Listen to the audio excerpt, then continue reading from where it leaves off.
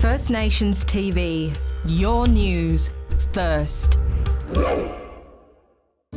In the remote Aboriginal community of Milingimbi in East Arnhem Land, students, teachers and community members celebrated 50 years of bilingual education at the Milingimbi school. Prior to 1973, government policy dictated only English was to be used in schools. The school was one of the first to commence bilingual teaching, combining Indigenous language and English in the classroom. We speak Bilingual here, which is a Yungulmata language.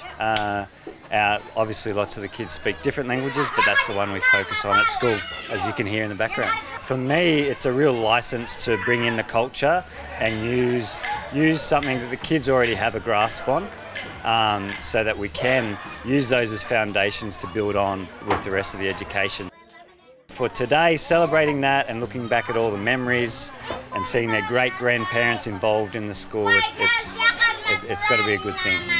The community is home to around 1,200 residents who speak multiple languages, including Jambatpunyu, Gupapunyu, Burada and Nyanyanu, and there are currently 327 students enrolled at the school.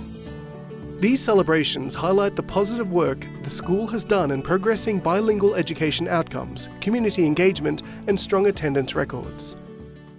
I was taught English and Yungulmata just here in this school, Milingimbi school.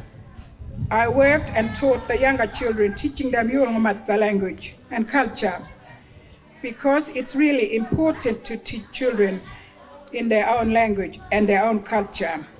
Knowledge that I gave to the Jamal was from the previous indigenous Yolngu teachers.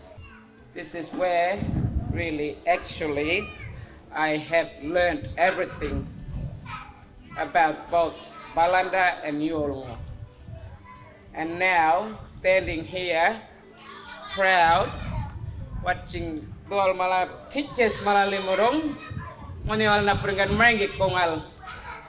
And where we are now, because of them, they taught us.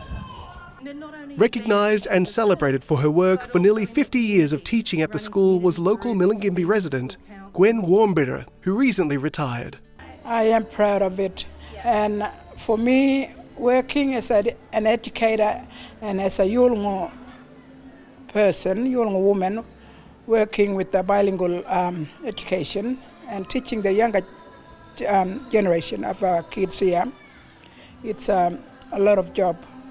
I want to encourage the Yolngu, the Aboriginal people who are working in the school as an educator for Milingimbi school children. I want to encourage them to step out in faith and to be a role model for the next generation. This celebration was for the whole community to enjoy, and an important time for them to look at building on the successful program as they plan for the future of two-world learning. First Nations TV, your news first.